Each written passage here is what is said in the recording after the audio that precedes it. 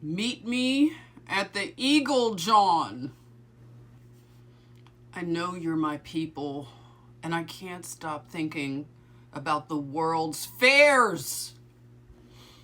I didn't expect to see this connection with Jawn Wanamaker. So just quickly, Jawn Wanamaker, a successful industrialist. He was a marketing mogul. He had a department store in Philadelphia named Wanamaker's. So Jawn Wanamaker was the mastermind behind the World's Fair being in Philadelphia. So the first official World's Fair in the United States was in Philadelphia in 1876. Now, there was a follow-up World's Fair, and that was in 1926. I want to focus on those two. Just before doing that, this is my mom. And she worked at Wanamaker's when she was in high school. So she was able to get discounted gowns for prom. And her wedding dress even was from Wanamaker's, the attic sale or something like that. So she was able to accumulate a lot of clothes, and she became such a shopper, dragging me all through the stores in Center City, Philadelphia. Okay, back to the World's Fair weirdness. Oh, a lot of us, we've been down this rabbit hole. If you are new to the World's Fair weirdness, just hang on. Trust me, it's very interesting. And for me, I have to say, it's helping me to understand history so much and the birth of the United States. Okay, so the birth of America, July 4th, 1776. Philadelphia was the original capital. And it's a lot of intrigue, a lot of input from management. So I'm seeing these connections so much better. I told you about the channel called Leaving Babylon, Madeline. Madeline helped me to see who the Confederacy, the Crafty Council, who they really are, the libertines. And I want to get into that a little bit more, but I want to say the very kickoff of these mysterious World's Fairs was July 4th, 1776, with the signing of the Declaration of Independence in Philadelphia, the very first capital of this newly formed nation. It makes sense now. The very first official World's Fair in the newly formed United States was in Philadelphia in 1876, which would be the centennial celebration of the signing of the Declaration of Independence in 1776. Now, in this first official World's Fair, 1876, the technology that was released would be things like the sewing machine, Singer. There were lots of issues with patents that I want to get into later, trademarks and things like that. But we have the typewriter, and the stars of the day would be Alexander Graham Bell and Thomas Edison. So also they said food, which would be popcorn, ketchup, and root beer. Now, when you read these narratives of these weird, mysterious World's Fairs, it reads like the worst kind of lie you can imagine. If you've ever known someone that lied and played in your face, that's what these narratives are like. Where, they're telling you somebody like 23 years old is responsible for all of these Gothic, classical Greek, Roman, Egyptian, all of this architecture, this Tartarian stuff. You're telling me that somebody in their early 20s went all over the country just creating all of this architecture, building it and drawing it up, blueprinting it. But I digress. The narratives are weird. And you just kind of sit there like, oh, really? Tell me more. So how many people came to Philadelphia?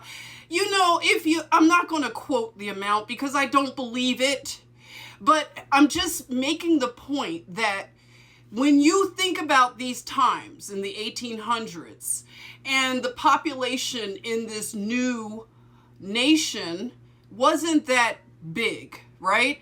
And you have all these skilled people that can build the kind of architecture you see in Philadelphia, which is considered the Athens of America. And they don't build just one thing, they go all over. And, a building project stops, a fire happens, it's bizarro. And they pick back up in a whole different era. Now we're in the Enlightenment Renaissance period, and we're doing the same building, right? We're doing this with horse and buggy and Amish tools, and we're supposed to buy this. Okay, so I've gotten off on a rant, but I just want to go on to the next World's Fair in Philadelphia, which would be 1926. Now, this is the one that Jawn Wanamaker was the mastermind of. And let me tell you something about this one. Okay, the second World's Fair, 1926. I know you're doing the math, you numbers people. This is the, bear with me, Sesquicentennial of the celebration of the Declaration of Independence from 1776. You seeing a pattern here? Now, they had something weird that I never learned about. They had an 80-foot illuminated Liberty Bell. Westinghouse Lamp Company was commissioned for this arrangement of 26,000 electric light bulbs.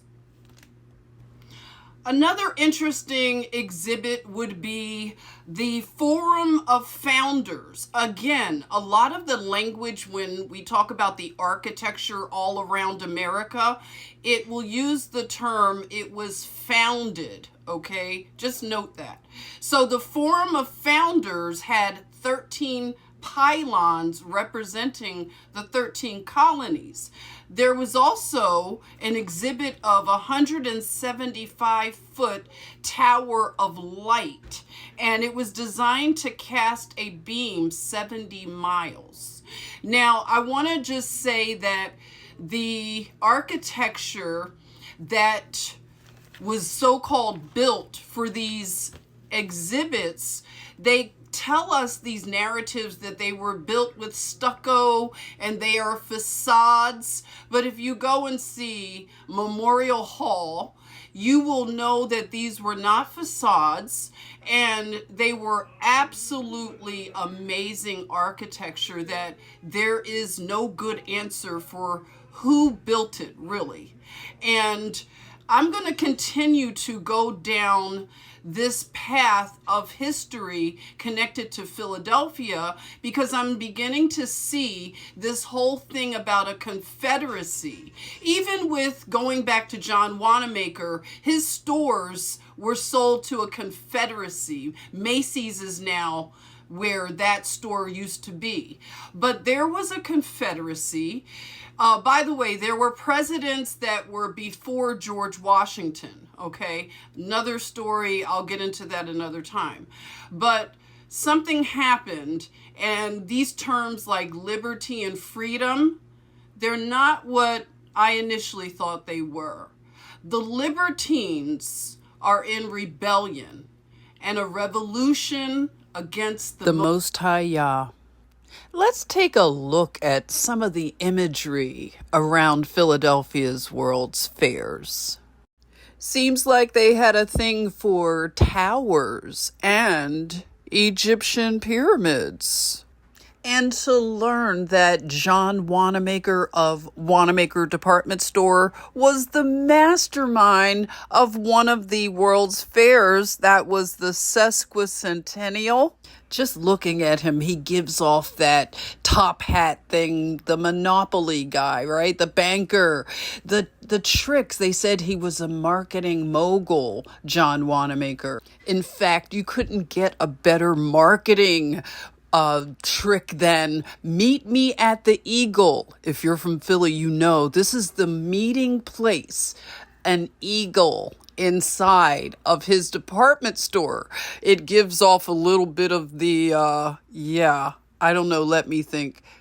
I read in some Wanamaker's lore that Steven Spielberg, yes, Steven Spielberg, remembers his parents leaving him at the Eagle when they would come to Philadelphia to shop. Now, the department store Wanamaker's is a whole other video I want to do a deep dive on. It had monorails and, an organ that we're going to have to talk about. The largest pipe organ in the world is inside of this building, Wanamaker's. And the monorail trains were also a thing at the Exposition World's Fairs. Also, they were powered by steam. The second mastermind of the Centennial World's Fair was Hermann Schwarzman. And I was not able to find a photograph of Hermann Schwarzman, only lithographic drawings. And I find that really weird because you find pictures, photography was available, and there were pictures of the grounds of the World's Fair. So why wouldn't the architect and chief have any photographs? Especially when he was credited with building the entrance to the Museum of Art in Philadelphia. This was done, they said, for the centennial celebration, the exposition. So why wouldn't this guy be in every photograph everywhere? I'm intrigued by the whimsical means of transportation like the monorail. And they also have these little, I guess you could say gondolas, because canals are a thing that used to be prevalent in many cities. I would love to travel by gondola down streets, wouldn't you? This was Jawn Wanamaker's airship, and I just recently saw something about the vanilla skies that you will notice in a lot of photographs from the 1800s. And the person was implying that through some editing, they are hiding possibly airships in the sky. Another hidden entity that I'm particularly curious about would be the Black Boule. And what were they up to around this time? Because the narrative is that the Negroes didn't take part in these world fairs, except for the one in Atlanta, which I want to talk about another time. But the Philadelphia Black Boule, this is the birthplace of the most elite, hidden hand, Black American group that you could ever imagine. This would be my friends and family, former friends, yeah. Oh, and I noticed one of the exhibits from the Centennial World's Fair was named the Menton exhibit. And I thought about Henry Menton, one of the founders of the Black Boule. I'm wondering if there's a connection. Well, I'm just going to put that in a brown paper bag and let's go shopping, because that's what this fair basically looks like, a big swap meet for the elite. What tomb did they raid in Egypt for these goodies here? These artifacts, or the Grand Canyon if you're a tinfoiler. But anyway, this looks like a weird flea market for robber barons. Look at these chandeliers. They're like chandeliers you would find in a palace. And I'm thinking logistically, everybody, of all the people that would travel to Philadelphia, and these are people that are buying chandeliers, how do you logistically get that chandelier back home? I mean, you're traveling on train, a steam engine train. And also, I just want to say this. I was looking into where did they lodge all of the people. Now, the narrative says that they lodged them in temporary shelters that they built, and they had the residents of the city take people in, and they had lodging and boarding homes. Now, does that make sense for an elite group to come into this city for these world fairs and stay in lodging homes? And lots of curious things like these utensils that would be made for a giant. And, to bring up the subject of giants, that really offends people, even though it's found in the Bible that the fallen angels, they did have relations with the daughters of men and gave birth to giants, men of renown. I'm just struck by the elevation of everything from the display cases, such high quality. This is a very advanced civilization that created all of this. And it isn't the people that I am looking at with these top hats. When you look at some of the maps of the plan for the fairgrounds, you will notice a lot of architecture is not standing anymore. This here is Memorial Hall that still stands, and it is a palace. This is the kind of architecture that they have told us that was just built for temporary purposes. They were facades. Now you look at this and tell me, does this look like a facade? Something that really fascinates me also is Antiquitech. This is the technology of the old world, and it was on display. You can see a lot of the antennas and the spires that are on the buildings. It is believed that it would capture the ether energy, the free energy. And if you grew up in a city, an old city like Philadelphia, you would remember in a strange nostalgic way a lot of the Antiquitech that you would see in the old homes in West Philly that nobody used anymore, but nobody ever talked about. Why was that coming out of the wall, if you know what I mean? Just think if we still had free energy. These robber barons have robbed us and looted us so much of a beautiful world. Look at all the art. I mean, this is loot and booty, a shopping bonanza for the elite. And it wouldn't be a party without goodie bags. So basically they had these medals that they gave away, various medals that were minted right there in Philadelphia. How convenient, right? So these medals to me are little gifts between friends and brothers. Brotherhood brothers. They're also tokens and trinkets that can be traded back and forth as receipts to a person's pedigree. And a lot of us have a lot of items like this in our families, in attics and things like that. And photographs as well that show a lot of the old world, especially the old tech, Antiquitech. Now, the Gwel on these medals is none other than the goddess Liberty. We're going to have to get into this chick here. This is so symbolic of our nation. Listen, this is a lot of double speak, a lot of playing around with symbols. And It's uncomfortable. And take note of the red liberty cap. This is very important to the Enlightenment and the revolutions that happened where kings, they say, were overturned to have democratic government. So the red liberty cap is also very symbolic from the French Revolution. Take note of the architecture that is behind the goddess Liberty. It looks like an Egyptian pyramid. Think about the symbolism of the 80-foot illuminated Liberty Bell that was gifted to Philadelphia for this World's Fair. It was also stated that bells rang out all over Philadelphia for the opening of this World's Fair.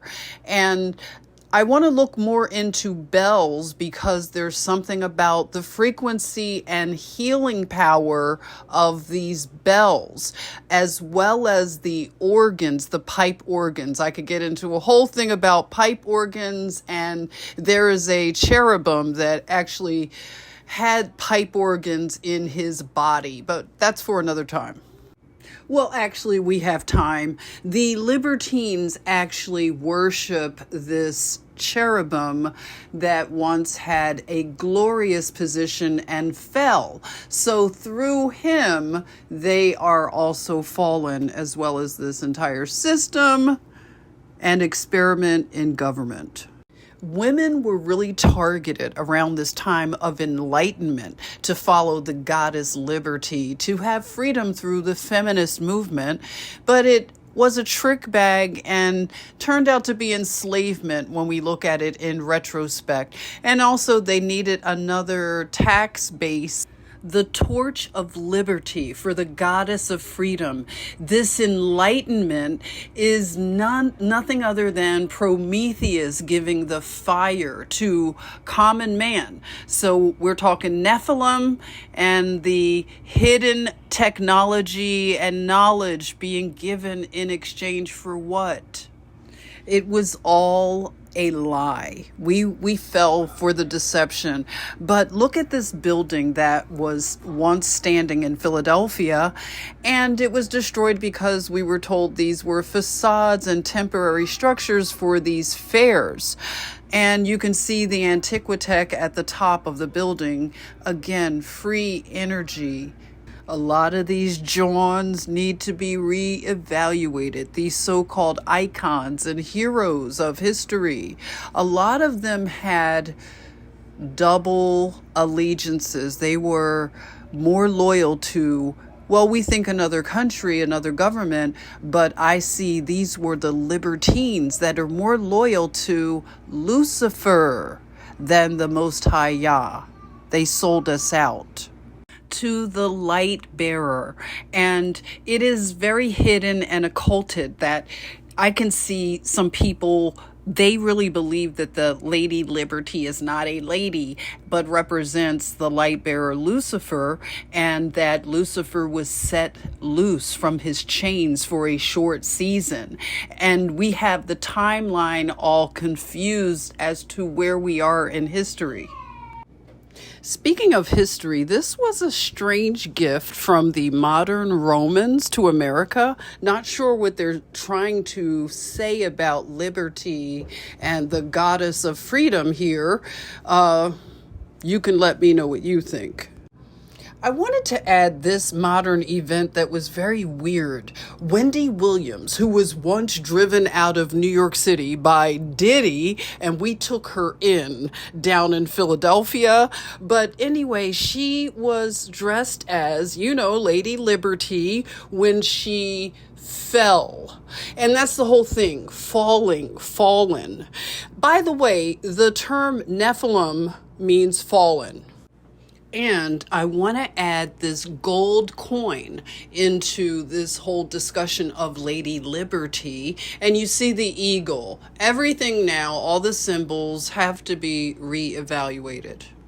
There was a lot of Moorish architecture in Philadelphia that was destroyed. I really want to look into that. If you have any good sources, please share it. But I want to end off on this particular piece of old world engineering called automata. This is an automatic mechanical doll from the 1800s, and the amount of engineering, this is a true masterpiece.